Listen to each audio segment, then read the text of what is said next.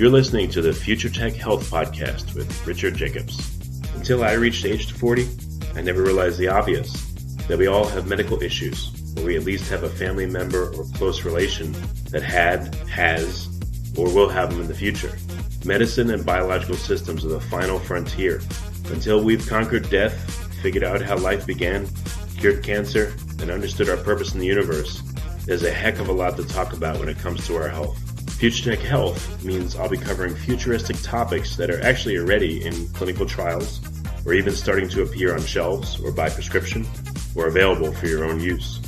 We dive deep into stem cells, CRISPR-Cas9, the science of sleep, epigenetics, medical testing, cancer, ketogenic diets, stem cells, aging, regenerative medicine, and more. My goal for you, the listener, is to learn from these podcasts. You may very well learn something that may change the course of your life for the better, steer you towards a new career, or give you insight into addressing a serious medical problem. Remember, however, this podcast and its content is informational in nature only. No medical, tax, legal, financial, or psychological advice is being given. If you enjoy the podcast, please listen, subscribe, like, and share it with friends. Thank you. Hello, this is Richard Jacobs with the Future Tech and Future Tech Health podcast. I have Charlotte Reznick, Ph.D. She's the author of a book called The Power of Your Child's Imagination, How to Transform Stress and Anxiety into Joy and Success. She's been a contributing author to other books as well, and she's an authority on how to engage with and develop mindfulness, meditation, and imagination in children, teens, and young adults. So, Charlotte, thanks for coming. How are you doing? Oh, great. Very happy to speak with you. Oh, good. Well, tell me, I guess your area is a little bit of maybe an unusual one to be in. It sounds like a great, it sounds like a really cool area, fun area to work in, but how did you come to it? I guess I came to it through desperation.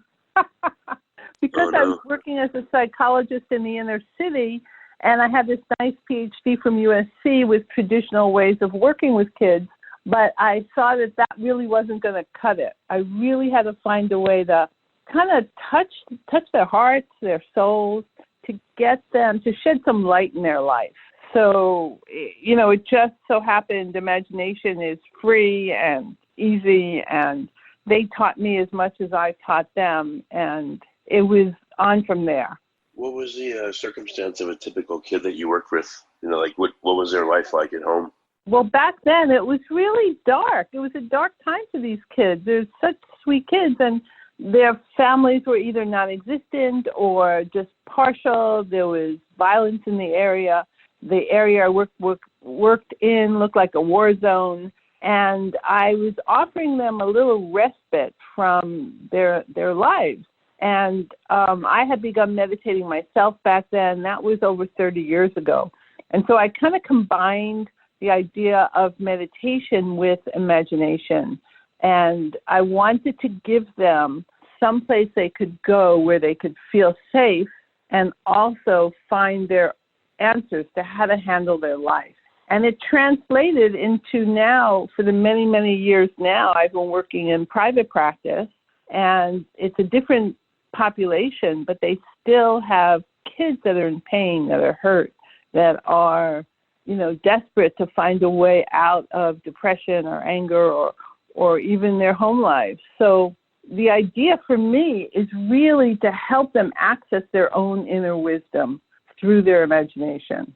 And there's so much stimulation from the outside with social media, with video games, this is like a balance. I kind of tell the kids, even though there's so much out there, there really is even more inside you. So what's a typical, age and maybe a couple of stories that really got through to you? Sure. Like I actually work with kids from about 4 to 24 or so. And I'm thinking about a boy who is really angry. He had what we call a good family, came from, parents were both in this home. And he was just really angry and was getting into trouble at school and beating up his sister. And I just asked him kind of where he kept his anger, kind of looking inside. And he saw it as a big red, blob in his belly. And we work with, okay, so if we got this big red blob inside your belly, what might be two anecdotes? So if I'm working with what we might consider a negative feeling, I like to have two, positive ones to work with. So he chose calmness and love. And for him, calmness was in his shoulders and kind of blue, and love was in his heart and was white. So I suggested he kind of close his eyes and do some what I call a balloon breath, which is just basic deep breathing, and breathe in that calm blue from his shoulders into his anger, and then fill up his whole body with calmness and notice if there was any shift. And he said that the calmness kind of covered up the anger. So I had him breathe in the white love into his belly and breathe it throughout his whole body. And what he said, that exploded the anger. It dissipated. It made the anger disappear. So he saw pretty quickly that he had some power and control over that anger. And that's very helpful for anger, for anxiety. I'll often ask the kids, would you rather have your anger or your anxiety in control, or do you want to be in control?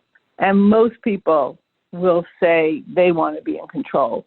So it's part of an effort to help them buy into some new tools to help themselves.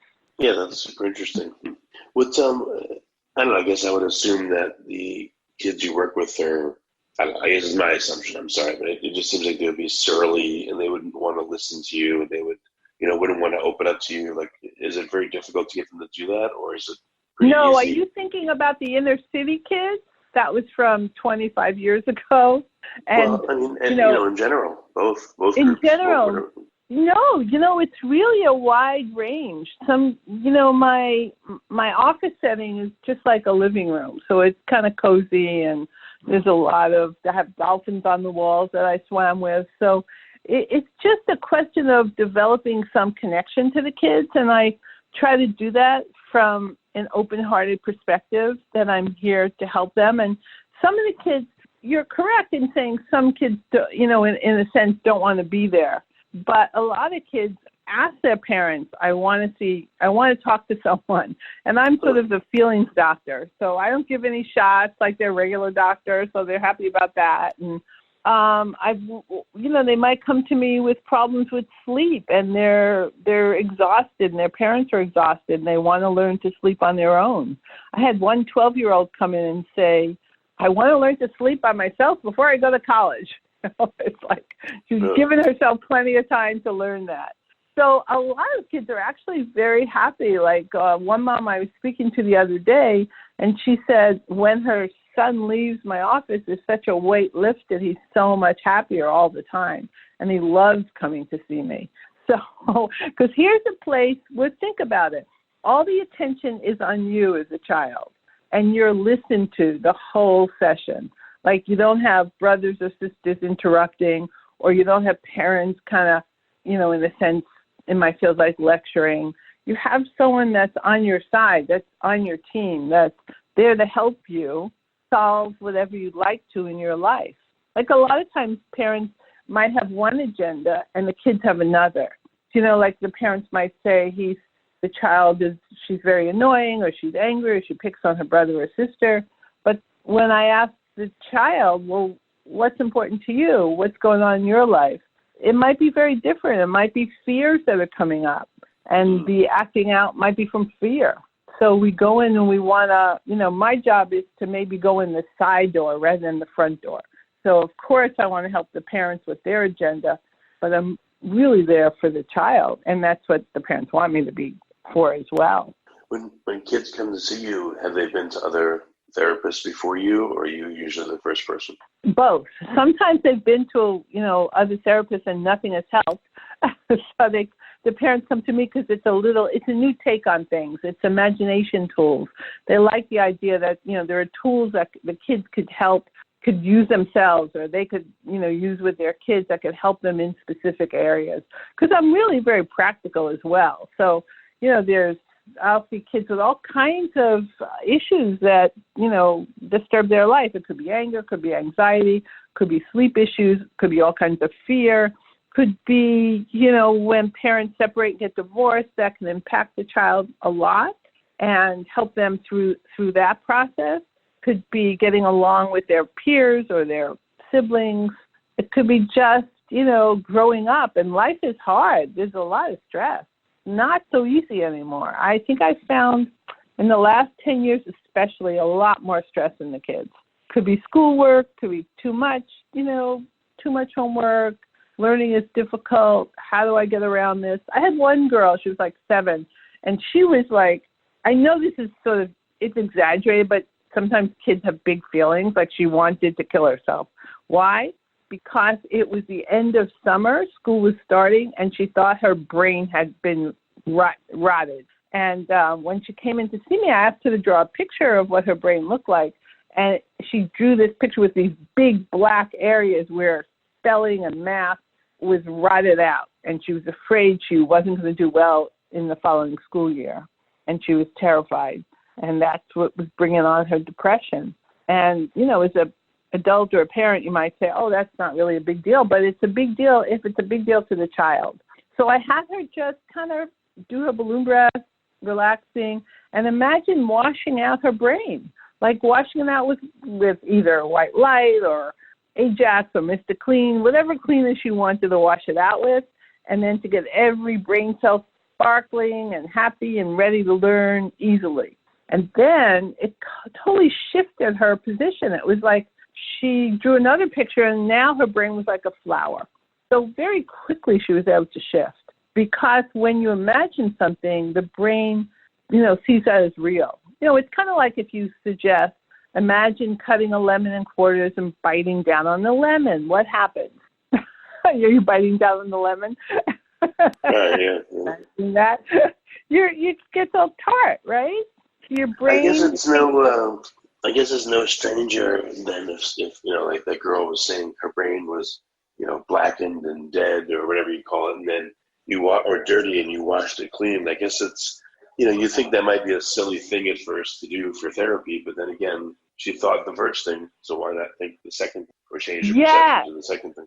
Yes. And there was this other girl who's a bit older, like 11 or 12, and she was having a terrible time sleeping, waking her parents up. She was afraid to close her eyes at night, and there was no logical reason for her fear. And sometimes fears stem from something that's happened, and sometimes they don't. Sometimes we understand where they're coming from, and sometimes we don't. To me, it's okay either way. We work with it. So she imagined putting, so I have all these 9 tools that could help kids, and one to help them get into their internal wisdom. So one of the tools is imagining a loving animal friend who's there to help you. So she imagined this giant white dragon, she called Valcor, wrapped around her bed to keep her safe. And she put a tiger, she imagined a tiger by the actual door to make sure no bad people came in. And that feeling comforted her enough for her to close her eyes and allow herself to fall asleep. She actually was able to listen to one of my meditation CDs that helped her fall asleep, but she hadn't been able to do that before. And then what happened in a few weeks or a month or so, resistance comes up. We fight the things that we're trying to help ourselves with. And she started worrying about her parents and her brother in other rooms. So when she went back inside, again, connecting with that wisdom inside, she was suggested, Valcor, her, that giant, beautiful dragon, suggested sending his cousins to watch over her brother and parents. And that's what she did. And she helped. It helped her. And then kind of she was talking about how she used her imagination to be able to sleep peacefully. And one of her friends at school made fun of her and said, "That's so stupid. That's just your imagination." And what she said was, my fears come from my imagination, so I had to go into that realm to fix them. That's cool. Yes. So, do you have people say to you, "How did you think of that?" Because I guess that's my feeling. Like with the girl to wash her brain clean, I would say to you, I guess without knowing you too well, when I first met you, how do you think of something like that? You hear that a lot? So I tap into my own imagination. It comes from there. And then I try things out with kids. Actually, kids will often tell me what to do. So I have these basic tools like, okay, how could kids access their own imagination, their own wisdom? Animal friends, also, sometimes animal friends don't work, so we need something stronger, so we bring in a wizard, like with Harry Potter being so popular all these many years. Kids imagine different kinds of wizards that are sort of more powerful and magical. Like because I teach this all around the world, or the country or whatever, and one mom said, I think it was a grandmother said that she wanted a time management wizard came to help her. And then everyone wanted a time management wizard. All I have to do is imagine it. And then these helpers give the kids or parents or anyone really, it's really for anyone. You just change the language depending on the age or who you're speaking to. Give them gifts.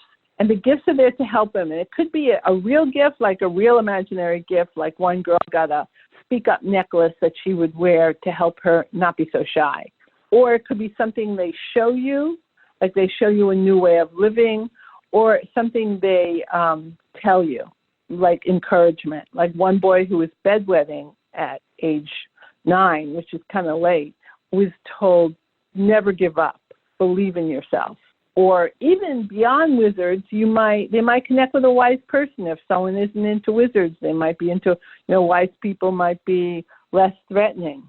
Or even their older, wiser self who has gone through that and already conquered the bedwetting, already conquered feeling shy.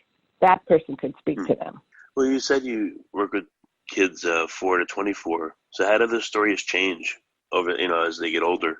They get more complicated. Sometimes when they're young, it's simple. Like a little boy checked in. Another combination of tools is connecting to your own body wisdom.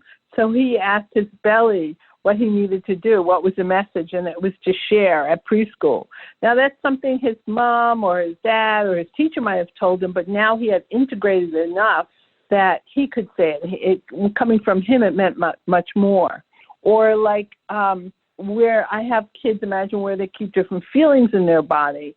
And so with younger kids, we do simple ones, happy, sad, mad.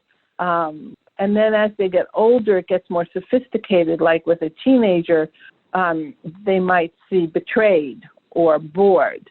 So we just work with whatever is going on for that age group. One mom when she read the book, she said, "Oh my gosh, I wish I had that when I was a kid." And I said, "Yeah, me too." Use it now. Parents need tools too. Adults need tools too. It's just the idea that we have wisdom inside, and how can we bypass our own little defense system? And so when you access the imagination and the creative side, it's not always so threatening. Like if you ask a child or even an adult, frankly, why'd you do that? Or how could you make that better? They might say, I don't know. But if they have an animal friend who shares with them how to help get over that obstacle, like I had a little boy we were looking at his past, and he started out here, wherever he was, not getting along with his brother and sister, and then where he wants to be, getting along and happy. So what's the first obstacle that comes up? Oh, bothering me in the car. So an animal friend comes in and helps him get through the obstacle, breaks down the bridge. Or one animal friend told the girl to sing a song instead, to ignore her sister. You never know what's going to come out. It doesn't matter what comes out. What matters is that the child or the teenager or the parent is getting in touch with what will help them and helping them access their wisdom. Yeah, the stories that you have about kids, they're really cute and they're very creative and smart and all that. I just wonder, again, for teenagers, like 17, 18, 16, what are the stories like for them? I don't think they would be as cute, but what would they be like? It's cute. Right. Well, I'm thinking about a girl, and she, say she's 15, 16, and the question, in these days there's a lot of drugs out there, there's a lot of alcohol out there, and for her to check in with her heart, what does her heart say she should do at a party? Like, what would be best for her? What's her gut tell her, and what's her heart tell her? And maybe even have a conversation between her heart and her gut. And her heart said, basically, maybe have one beer, like sip it throughout the whole party. Don't keep drinking them. So she wasn't able to say to herself, don't have any alcohol. But for her, one beer, she wasn't going to drink 5 or 6, which other kids might do, and get drunk and do things they regret later. So I'll have the older kids access a lot of heart and gut and belly wisdom, or gut wisdom. What's your intuition? So I'm helping them develop their intuition and encouraging them to trust their intuition. And that becomes more apparent when they're calm. Like when you're scared or upset, if you just check inside, you're not going to get the best information. So you want to be neutral and centered and calm. And that's where meditation comes in. And meditation is really just breathing into your belly, about 2 inches below your belly button. And that's why I call it the balloon breath for younger kids. And for older kids, I'll either call it deep breathing or meditation. And like one teenager, I just asked her, like, do you ever do yoga or, that kind of stuff? And she goes, oh, no, my mother does that. And I go, okay, great. We're just going to do some deep breathing. So I have to work with what their beliefs are. So if she thinks the word meditation has a bad connotation because her mother does it, and, as a teenager, you're trying to separate from your parents. So we won't do that. We'll just do, deep breathing, which is really the same kind of thing. Interesting. So you alluded to this before, but you said there's more stress now. Like, how have you seen kids change, what they have to deal with change over the past, 25 years? I think life seems, even back then it seemed complicated, but now it's more complicated. And now with everyone having cell phones, iPhones, and all the social media and being on Instagram, and yesterday some 12-year-old was showing me TikTok. Do you know that one? All these apps where you're dependent kids love on TikTok. Yeah, they're dependent on likes or comments. There's everyone knows it's just shown there's so much cyberbullying that goes on. And I see the kids in person. It really affects them. And this girl yesterday was showing me TikTok. She says, I have 9 likes. And isn't that wonderful? It's like 9 isn't a big number, but okay. She was her self-esteem, her view of herself was really affected by the number of likes that she had on doing these silly lip syncing things. But, yeah, I tell my kids that too. They'll say like, oh, I got 20 likes on this. And, I said, well, what does that do for you? What does that mean? Mm-hmm. But yeah. I don't know where to take it from there. But yeah, it definitely affects kids a lot.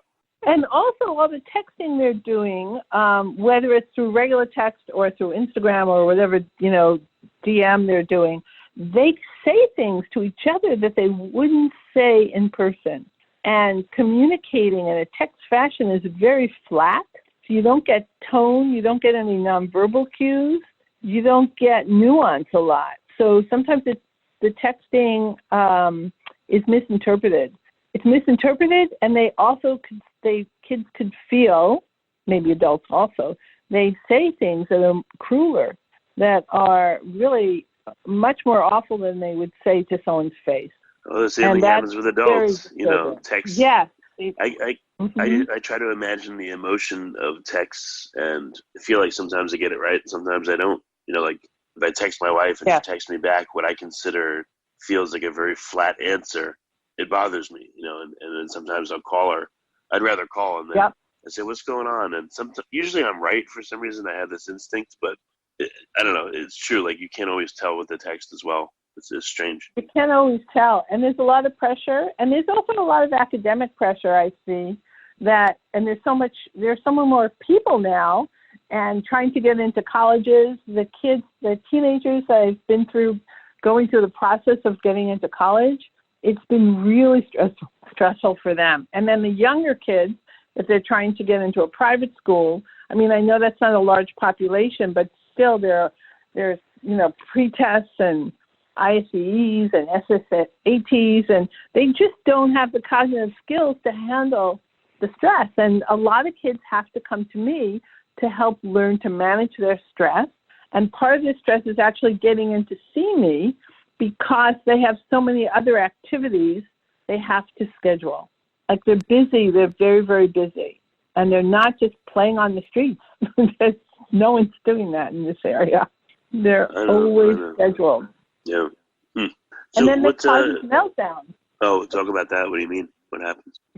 Well, I have one girl I'm thinking about, and her parents are trying to get her into a middle school, high school, and the girl has to take one of these tests that you have to take, and she is freaking out, and she's so anxious about it that she's like being more mean to her sister and her parent, and she's not doing what she's supposed to, and she's just screaming and hitting and like totally losing it.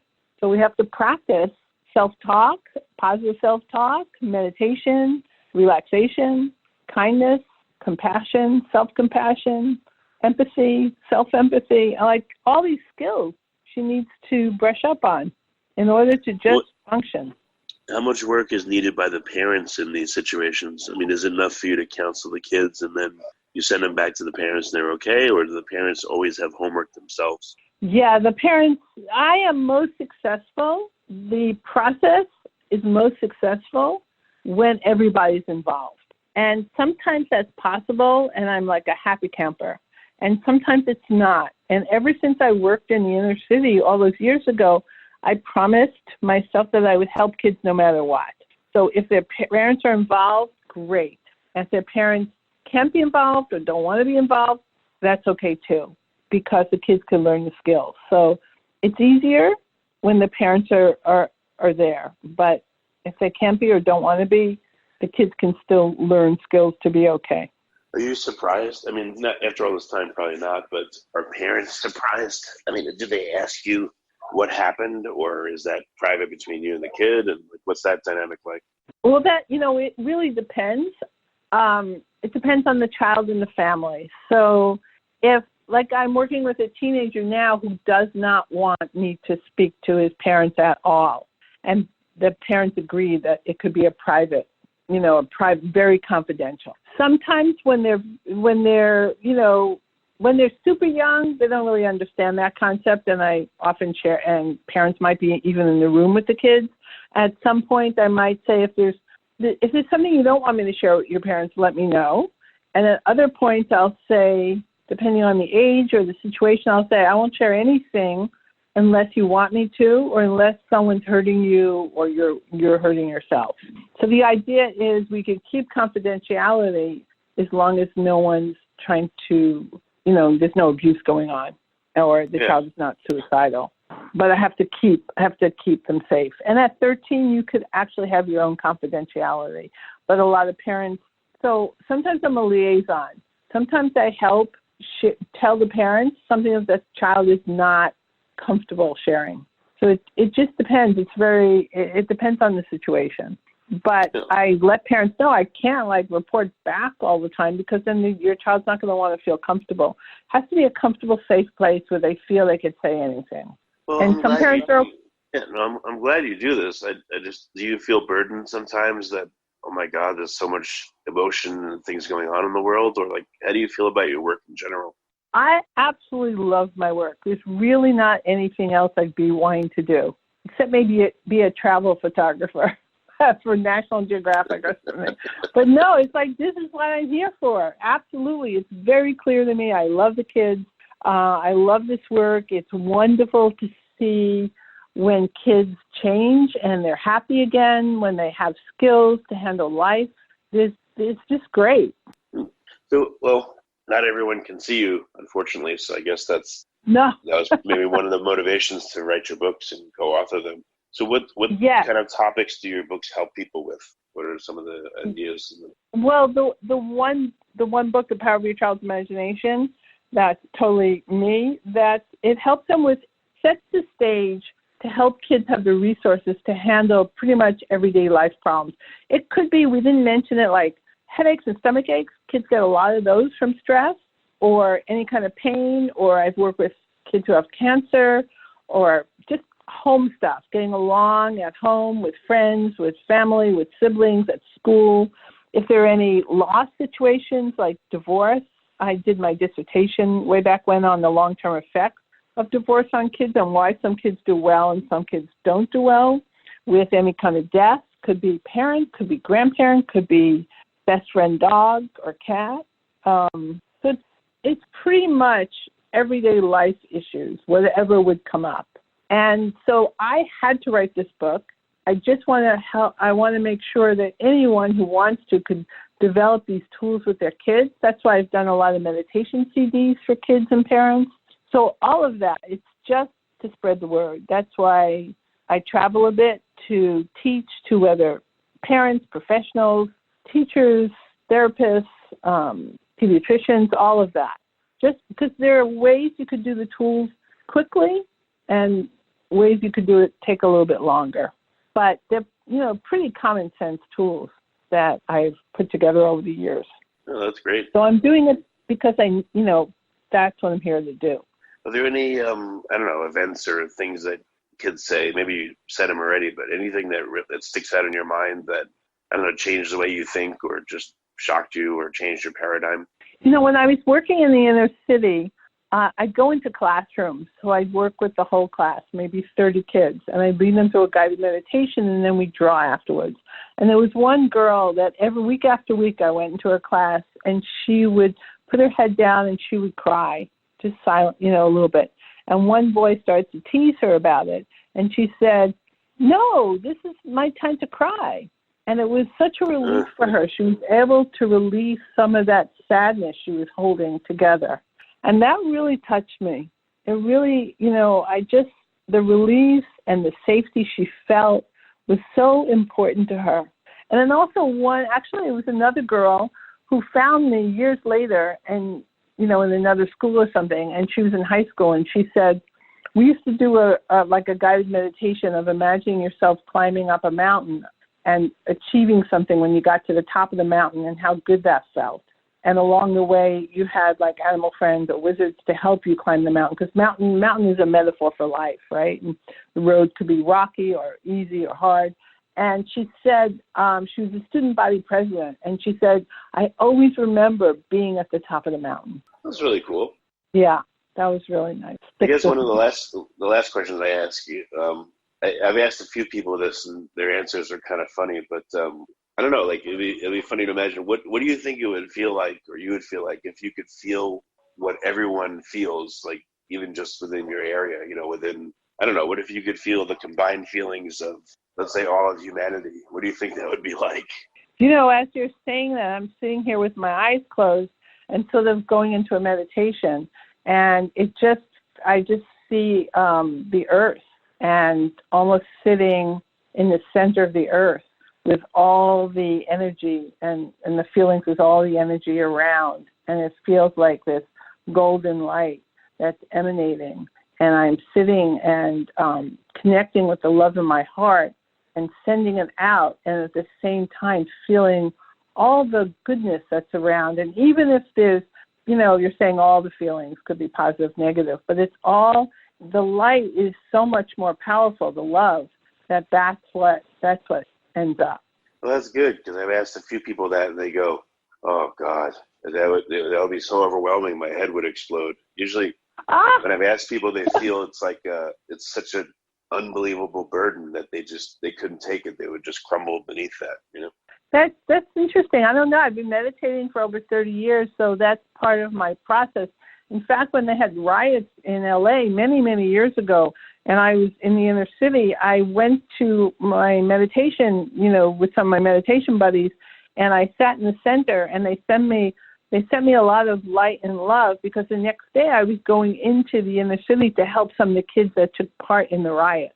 So that feeling is still with me, that I could go in the darkest place and connect with the light inside me and send that out and connect with the light in other people to bring it out. That's good. And that's basically what I try to do, is see the light in another child or a group and bring that out in them so they could feel good. That's great. Well, Charlotte, it's definitely been a positive experience to talk to you, a great experience, and it's really cool what you do.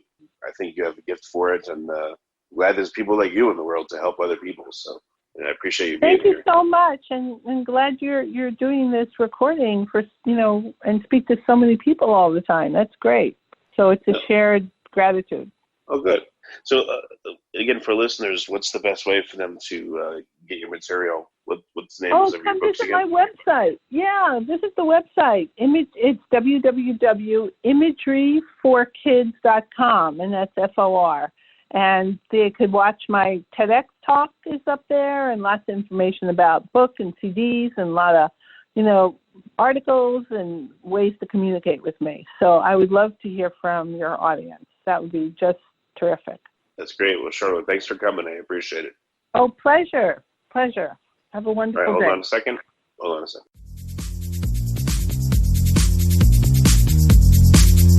You're listening to the Future Tech Health Podcast with Richard Jacobs.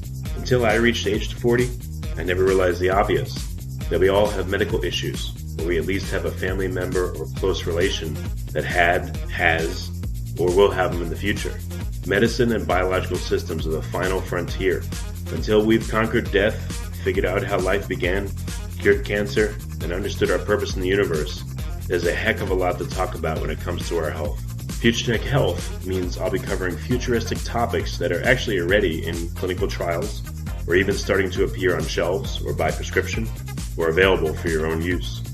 We dive deep into stem cells, CRISPR-Cas9, the science of sleep, epigenetics, medical testing, cancer, ketogenic diets, stem cells, aging, regenerative medicine, and more. My goal for you, the listener, is to learn from these podcasts.